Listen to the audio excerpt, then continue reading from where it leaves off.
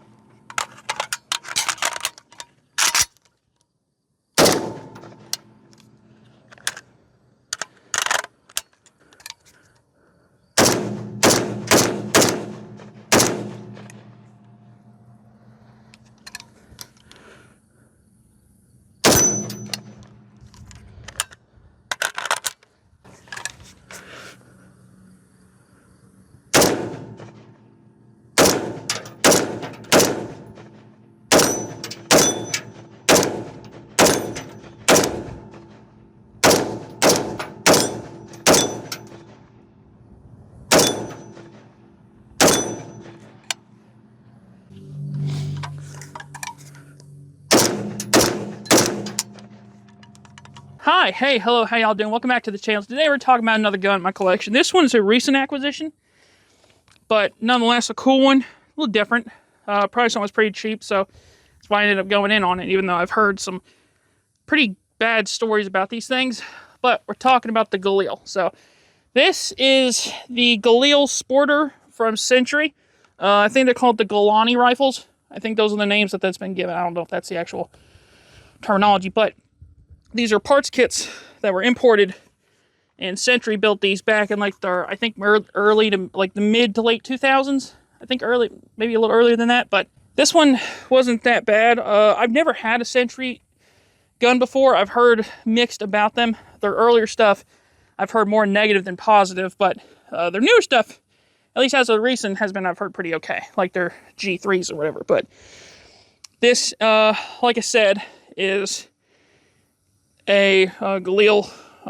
This is an 18-inch barrel version. Has the all-black furniture. I do like it. I think it just looks cool. Definitely gives off the AK vibes. Most of the AK functionality, I mean, I think pretty much a lot of the parts can be shared, or some can. I think you can put like the bolt carriers from AKs in these, or certain ones. I'm not 100% sure on that, but I've heard stories about people either putting them in directly or modifying them to make them fit. But if you want like that not vertical charging handle, which is one of the things I'm not a big fan of about this, but we're going to go over today, talking about the pros and cons of what I like about it, what I don't like, and do some shit with it, as well as giving a little bit of history. The history on this thing is going to be pretty neat. Speaking of history, if you have an opinion one way or the other about the countries with which this thing is involved, specifically like Israel, that's, you know, put whatever you want. I don't really care. I don't like or dislike too much either, you know, that this country in particular or the countries they're involved with. I just hope both sides have fun. That's all that matters whenever they're fighting. So, you know, it is what it is. But we're not talking about them. We're talking about the gun. So we're going to talk about the rifle, showing it off. But first, we'll do the history section. Go ahead and tell you about the history of this thing, how it was developed. Not so much about this specific version, because this just is an import, but we'll talk about the history of the Galil as a rifle, and talk about its pop culture use and whatnot. So we'll go ahead and do that first. Alright, welcome to the history section of the video. Today we're talking about the Galil rifles, so let's go ahead and jump straight into it, because it's going to be a pretty long section. So, the Galil came about as a design in the 1960s as a replacement for Israel's FAL rifles due to malfunctions in dust and sand, albeit that was mainly due to poor maintenance from the FAL. During the 6 Days War, Israel would get a hold of thousands of Egyptian AKs, but due to conflict from other countries, they tasked a man by the name of Israel Galili. Funny enough, his name used to be Balashnikov before he changed it, but that is totally a coincidence. Galili would end up being the one who would lead a team to help design a gun based off the AK. It was known as the Finnish RK-62, which was an AK derivative, and would end up rechambering it in 5.56, and would win the contract to replace the FAL. Now, there were 3 main variants designed of the Galil: the ARM, the AR, and the SAR. The ARM included a bipod wire cutter and carrying handle, as well as the notorious bottle opener attachment on the front, because stories of Israeli soldiers using the front lips as bottle openers ended up making that an actual attachment. They also have the AR, which would have no bipod wire cutter or carrying handle. It's kind of more of a generic fighting rifle. And then an SAR, which is the same thing as an AR, just with a shorter barrel for things like vehicle crews. There would also be a couple different specific variants. The MAR, which is the micro AR, micro Galil, 8.3-inch barrel, and the Galat, which is a sniper, typically in 7.62 by 51. Speaking of calibers, the gun would mainly be chambered in 2 calibers, 5.56 and 7.62 by 51, although there were a few made in 30 carbine, kind of as a one-off. Even though it did end up becoming the rifle that won that contract, it never really became the main rifle for the Israeli military. They would have a lot of M4s and M16s imported, and as time would go on, they just kind of liked those rifles more because they were lighter and easier to maintain and all that stuff for them. So even after getting phased out of production in the 90s, the M4 is still among the most commonly used rifles on the IDF alongside the Tavor X95. In 2008, however, the design would be redeveloped further by IWI and become known as the Galil Ace, but we're not going to go too far into the specifics of that variant because it just doesn't really pertain to this video. In terms of countries that would use the Galil, there were a variety of countries, most of which were either South American or African countries, would end up adopting the Galil rifles in various form or function. Some of these would include countries like Bolivia, Chad, Chile, the Republic of the Congo, Costa Rica, El Salvador, Estonia, Guatemala, Haiti. Brazil actually would be the country that would end up adopting those Mogals in 30 carbine, but ended up scrapping them a few years later. Kenya, Kosovo, Nepal, Peru, South Africa would have theirs as the R4 variant. Uganda, Vietnam, and a slew of other countries would end up adopting it over time. Now, in terms of pop culture, this thing does have a pretty extensive pop culture presence between all the different variations. There's been a ton of use of these in popular media. Like in some movies, it was shown in movies like Heat, Iron Man, District 9, Lord of War, Chappie, and Elysium. In TV, it was shown in things like The Walking Dead, The A-Team, Magnum P.I., Sons of Anarchy, Miami Vice, and like the anime Spriggan, which is kind of cool. And in video games, which is probably its most prolific, you have different games like Battlefield Hardline, Counter-Strike Source, Black Ops 1 and 2, Insurgency, Sandstorm, The Last of Us, and Payday 2, among a lot of others. But if you want to see the more specifics about what all this thing's been featured in, get on the IMFDB and just look up the Galil, and you'll see for yourself that there's a lot of notoriety for it. So that's pretty much the long and short of the history of it. I don't want to get too far into it. If you want to watch more specifics on the history, look up people like Forgotten Weapons or whoever, and just, look it up on your own. But I just wanted to kind of go over the quick long and short of it. So let's go ahead and jump into the rest of the regular video. All right, now that the absolutely exhilarating history section is taken out of the way, so we'll go ahead and talk about the gun. So starting here from the front to the back, we'll go ahead and start here from the front. Typical, kind of normal bird cage. A little, it's not the regular bird cage. It just wraps fully around it instead of on just the top half only, but it does a decent job. It shoots .223, so it's not going to kick hard anyway, so it ain't that big of a deal. Moving back here, we got your bayonet lug attachment, which is kind of cool. You have your sling mount here with your front sight. And I do like these front sights. I like them pretty well. There are a couple things I will go over that I do like about this more than I do like on AKs. And I'll get to that here in a bit. But for now, we're just talking about what all the features this thing has specifically. So you have your front sight. It's just tickle blade. Nothing too fancy about that. Got this nice hooded window protected with this part right here, which we'll talk about here in a second because I have to get to the back for the rest of it. So gas tubes, whatnot, your hand guard, which is okay. It does the job. It seems like it holds pretty well. That keep dissipation. I haven't shot this thing and got my hand burned on it yet, so that's good. Moving back here, get your charging handle, which is a vertical. Let me go ahead and, this thing's not loaded, but I have a loaded mag in it, so I'm going to show you the charging handle. So it's a vertical charging handle, so it's made for like reaching, oh, let me set you off here. Reaching over the top to charge. So it charges all the way back. But yeah, it's just a vertical mount. I'm not a big fan of it. I've seen people modify them, cut them off, bend them down manually to get them like more traditional AK angle, because it makes mounting an optic on this thing very hard to do, because it's usually in the way of your mount, or if it's not in the way, your mount's gonna be in the way of grabbing it and actuating it. So I've seen people take and put like AK bolt carriers in these things and give them like a regular like side charging. That way they can put like a mount on it and put an optic on it. Speaking of which, this thing does have optics mounting capabilities, although they're not great. With this dovetail here, you could slide a specific mount in to fit your optics if you want. But I know those mounts are kind of hard to come by, and I'm not planning on doing anything. I'm just going to run this thing bone stock when I shoot it, so because it's just a fun little plinking gun. So, but milled receiver versus on an AK, I do like that a little bit more, having the milled dust cover, rear sight. One thing again I do like over the AK, sight picture is substantially longer than an AK's, because your AK sight, rear sights are usually here, so you got about 40% extra sight radius, which I do like. Maybe about double almost. It's pretty good.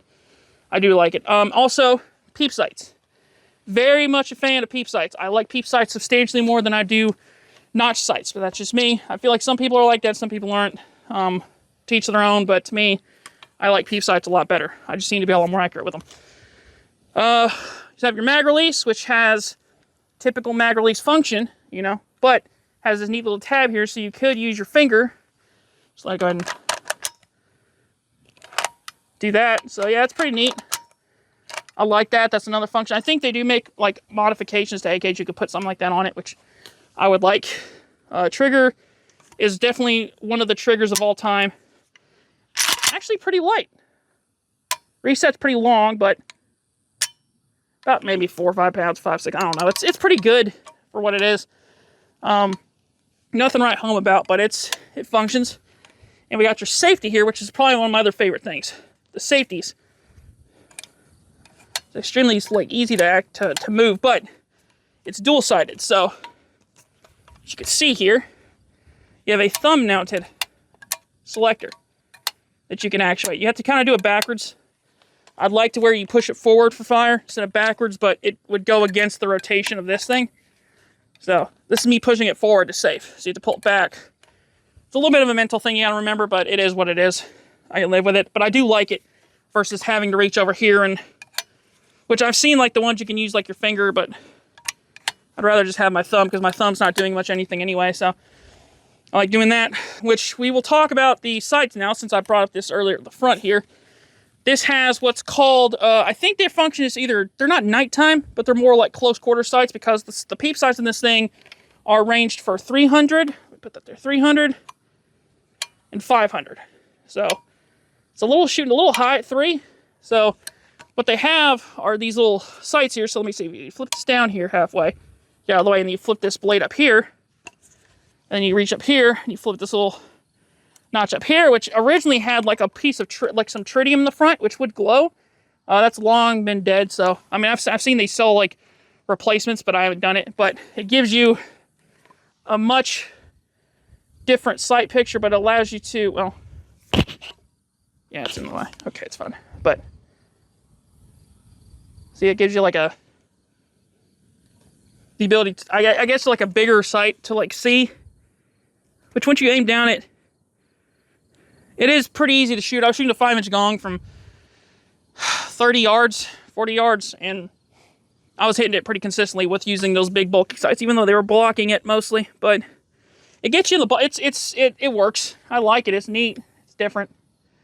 But I don't use it a whole lot.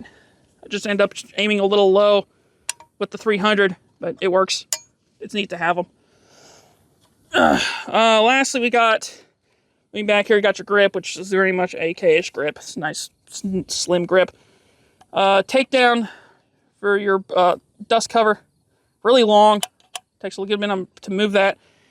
And your buttstock, which I do like. These are like these I love these wire folding buttstocks. I think they're just a vibe. And out of all the like folding buttstocks, they're pretty comfortable. Holds itself in pretty well. It's just kind of like a friction fit down back here. There's nothing that clicks into nothing, but pops back like that.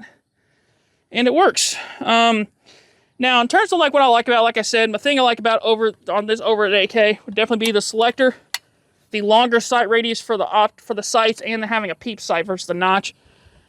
Things I'm not a fan of off the bat. Your sights are on a dust cover, and if you'll take a look here, let me show you. That's the dust cover moving, so your sight's going to be moving. It's not a good idea, not a good design. I'm not going to lie. It just, I'm critiquing something that was designed like 50, 60 years ago, so, you know, I don't think they're going to much matter in my opinion. The people design, I think they're pretty much dead anyway, but, you know, that's just not, I'm trying to hold it here straight.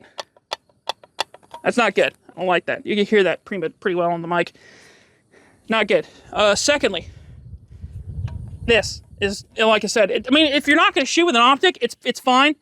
I like it. Oh, turn my freaking, I'll pull that down. If you're not shooting with a, you know, like I said, if you're not shooting with an optic, you know, reload and all that stuff, it's fine. It's good. But if you want to put an optic on it or hope to do it, that's going to be a problem. I don't like that. I'd rather just have your typical reach under reload or reach over a little bit further and reload. It's not great. I'm not a fan of that. I mean, it feels good. It's got a good, it's knurled. It's got a good, you know, good easy way to grab it. I don't like the location of it. They could have done like what the Romanians did with their AKs and just have the regular AKs, you know, handle just bent up a little bit. So you don't have to reach as far, but it doesn't intrude in whatever you're doing up top. So, yeah. But beyond that, I do like it. It's fun to shoot. I've had some issues with it. I will say that. I'm going to go ahead and be forward with you. I'm probably going to put some clips up on the video. This thing's been jamming on me. I've put 3 mags through it so far, just today. And on each mag, I've probably had maybe about 2 issues.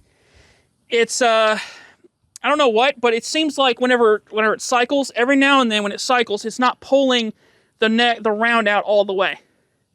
Like, it goes far enough back, it pulls it out of the chamber to push another one in, but it's like, I guess, stovepiping, I guess you could call it, but like, because the round's getting stuck, like, up here. Like, below the gas tube, or below the piston, and above the chambers, and it's like smashing. Let me see if I can find one real quick to show you what I'm talking about. It's doing this. I don't like that, because it's getting caught like up here, like I said. Let me show you. I'm trying to, I might be able to recreate it in the video. It's probably going to happen. It's been happening pretty consistent. But like that. So it's not fully extracting.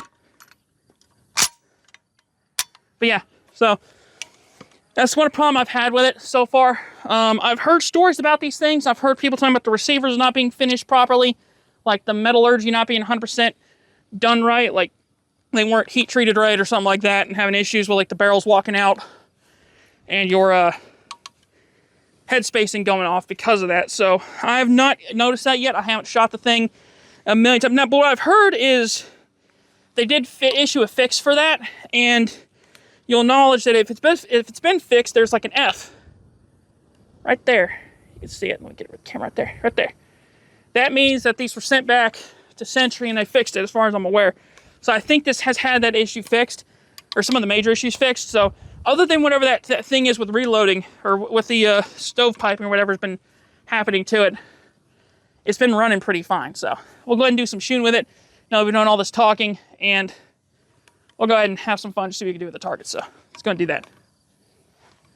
All right, so we're set up about 30, 40 yards. I'm not shooting super far. I'm just showcasing more so the gun than my shooting skills. My skills are not that good. I'm going to go ahead and put that right out there. But here we have a mag. These are 29 rounds, but I've managed to jam an extra 6 in there, so do the math. That's what these things are chamber, or how much these hold. So I'm going to do with without that sight up. I like doing with the sight up every now and then, but like I got a couple paper targets and steel. So let's just go ahead and ring that steel event and see what it would do with it. Oh, there we go. Oh, first round, had that problem. See, it's doing it. I don't know why. And it also, like, dings up the freaking next round coming in. Like, it's dented it. That's not good. I'm not having... It's not a good time. Okay.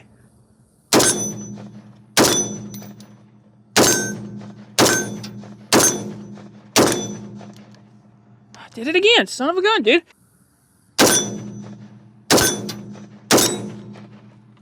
I don't know if it's the mag or... the mags seem like they're doing fine. I think it's the gun. Just something about it. It's not wanting to grab and pull it out all the way. I don't know if it's the ammo. I'm using... To be fair, I'm using cheaper ammo. I'm using like Winchester White Box 223. It's nothing great. It's just cheap shooting ammo. I could be counting it to that. I don't want to put all the blame on the gun if I don't have to, but it's just... Like, they seem like they're solid. It's solid ammo, though, just for, like, plinking. It shouldn't be doing this. I don't know. I've shot this out of, like... I shot the same ammo out of my ARs, out of my Mini 14, and I've not had an issue with it. So I think I'm going to go ahead and make the bet that the gun is kind of the factor here for doing that. Again, it could be the mags. It could be the mags, too, but the mags seem like they're fine.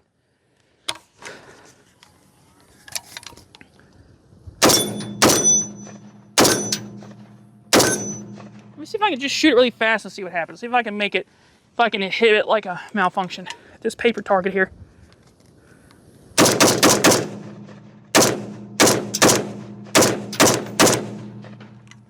No? See, I don't understand. It's just very inconsistent. Oh, there we go. I did it again. Yeah, I don't know what the deal is with it, dude.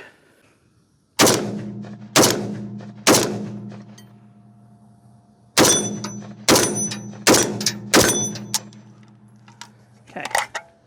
So, I think we had 3 malfunctions on that magazine alone. Maybe 4. I lost count.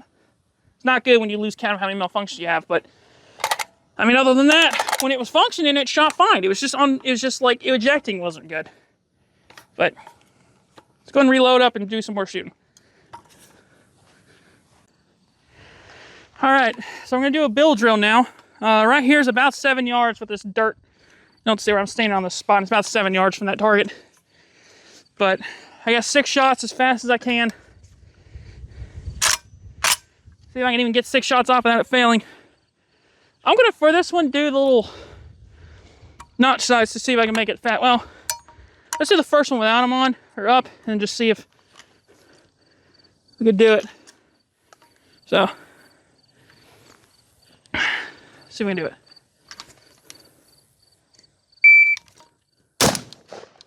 Well, first shot. It does that. That's awesome.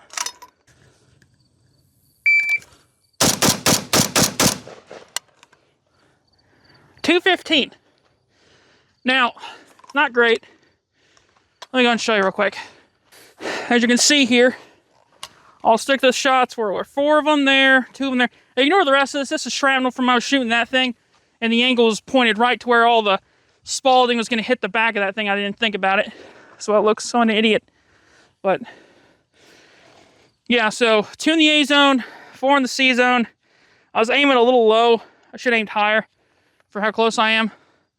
Let's do it again, see if I can maybe get under 2 and get all 6 in the A zone. So let me go ahead and sticker this up real quick and we'll go ahead and try it again.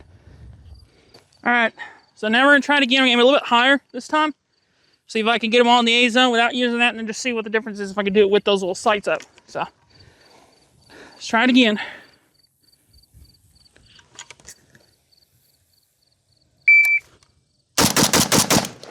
And it jammed. All right, let's try it again. Had a jam there on the 6th shot, so that's cool, I guess. My shots were all over the place. It wasn't any good. It was like 3 in the A zone, 1 in the C zone, line break on D. So let's try it one more time. Just see if I can get, which this time I'm going to go ahead and try it just for the sake of trying it with these sights up. I just gotta know I gotta aim about the top center of the A zone because I'm this close. So let's try that again. But on 5 shots is at 1.84, so there's that.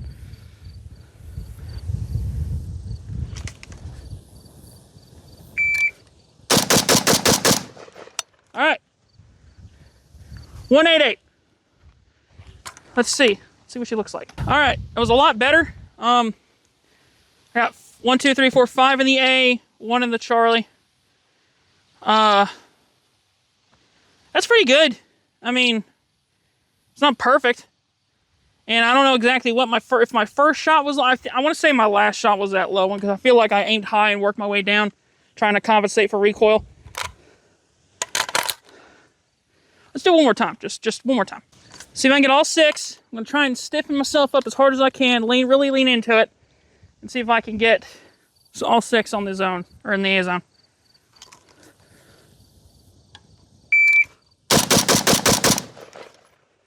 I might have done it, and I forgot to tape it up. Well, whatever. Let's, hold on. See what it is. Well, basically a repeat of the last one. 1 down here, 5 up here. Seems like they were a lot more grouped, though. I think I did a better job at grouping them. See, 1, 2, 3, 4, 5, 10, 11, 12. Yeah.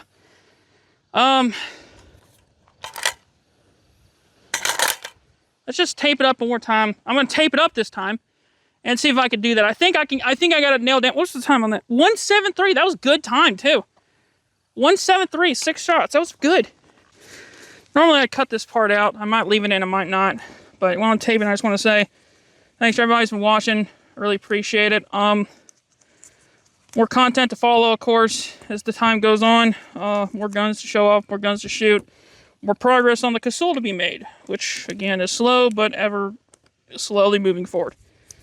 One thing I will say, I don't know if I said this in the last video, but I've had a list compiled of recommendations that people have made to changes of the gun, which I do very much appreciate.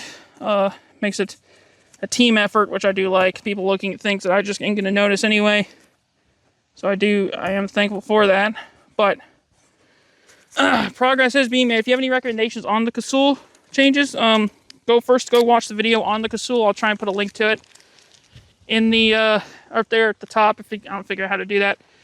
But if not, just look up Gunny Valentine Galil. There's like a video. It's got a couple thousand views where I show off the 3D model and just changes to make to it. And if you have any recommendations, leave them on there and I'll add them to the list. But let's try this build drill, or not build drill. Yeah, build drill. We'll try this build drill one more time. Now I got it taped up. Let's see what I can do. If I can get it right, all 6 right here. That's the goal.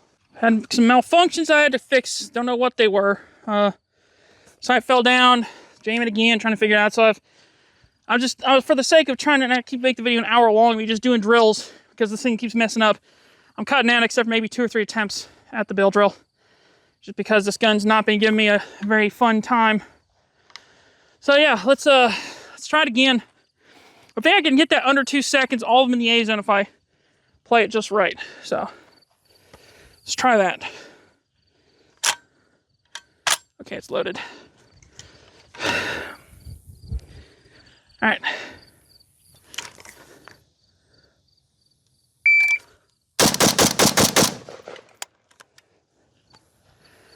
I think that's it. I think I did it. 1.92, just under 2 seconds. All right. Yep, sure enough.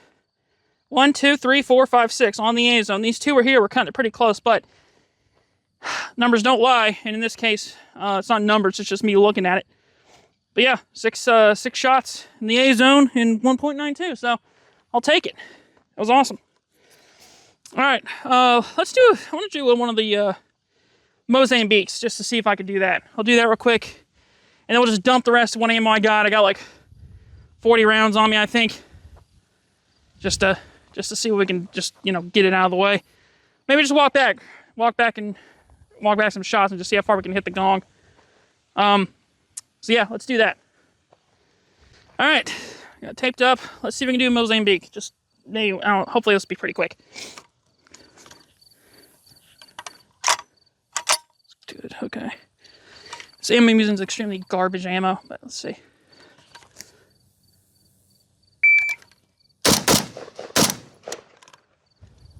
.194. I'm not gonna move the camera this time, but 1, 2, 3, right in the center. That's good. Or not. I say that and I jinx myself.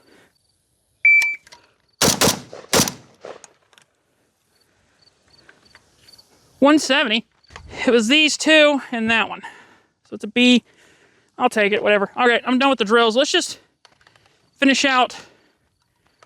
Let's do a couple reloads just for the fun of it. Just shoot, reload, shoot.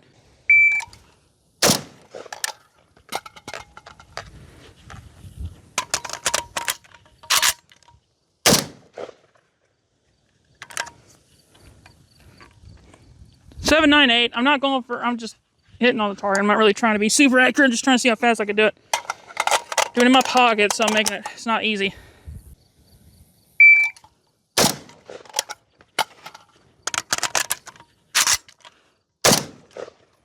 .566. Try one more time.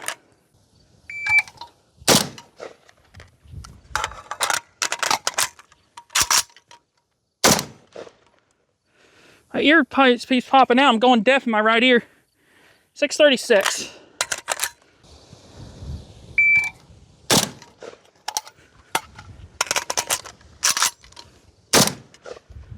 .537. It's the best I'm going to do.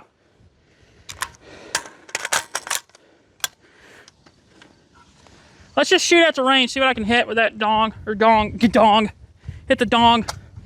Hit the gong, see what I can do. Just finish it out. This gun's been giving me a pain in the butt. I'm gonna have to either go get it looked at or fixed or something. I don't know what the deal with it is. I might fix it myself. I don't know, but I'll check the headspace on it to see if everything's still sitting good, but let's just do some range shooting. Finish her off. Go and call it there. All right, we're like 20 yards out. We're just gonna walk it back. I'm gonna use those sights with this thing with the sights up, so just for the fun of it. So 20 yards. Sure enough, dead center. All right, let's move back to 30. All right, 30 yards. Let's hit it. All right, center top of the gong.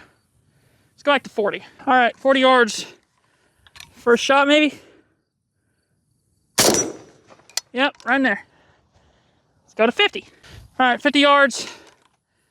Yeah, just to show you, let me go ahead and real quick switch it around here.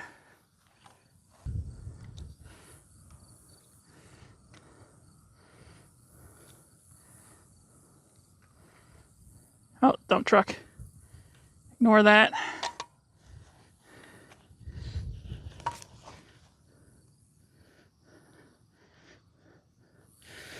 All right, let's just do 50. Let's see if you can see it from here. Well, that hit it. All right, let's go to 60. All right, now we're at 60. I'm just gonna have the camera aimed at the target from this point on, because there's not really any point of showing me shooting it, so let's do 60.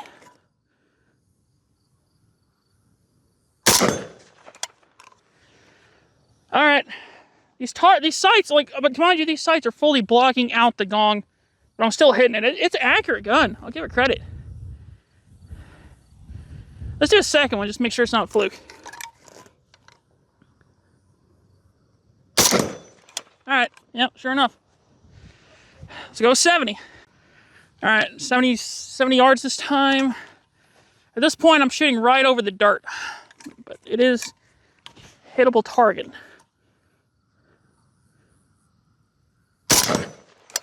God, this thing's accurate, man. At this point, the grass is kind of a problem. Let's see if I can walk back to 100. So at this point, I can't go any further back. I moved back up to 50. Where it's setting and stuff, that hill, that knoll kind of blocks it, and I really can't move that target or else that metal's gonna collapse because that frame's being held together by hopes and prayers. So let's just like empty the rest of this mag up at 50 and just call it there. How about that?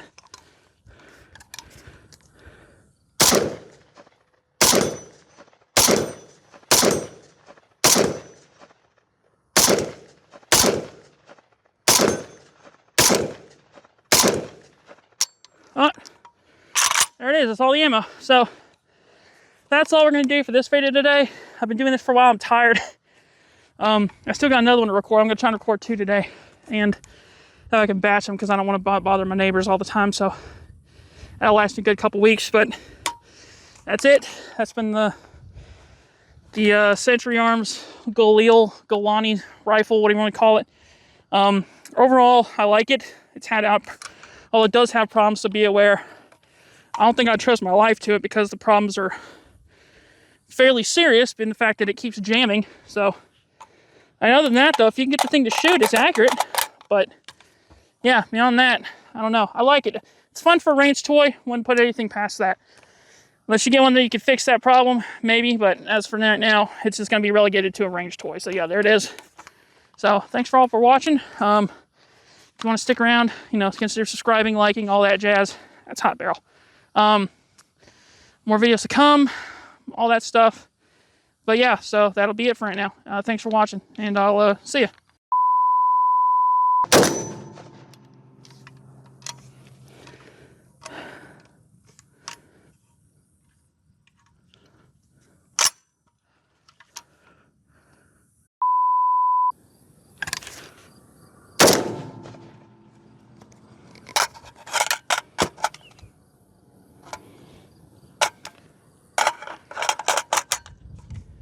I'm an idiot. Threw the wrong mag down.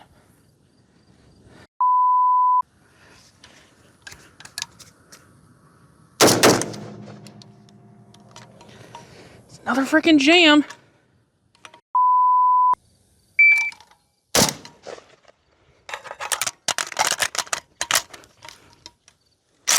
Butcher that.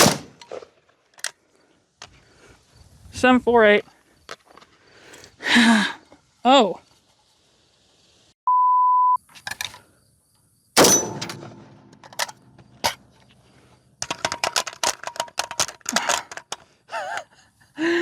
That's funny. Well, we do need to reload a new one anyway.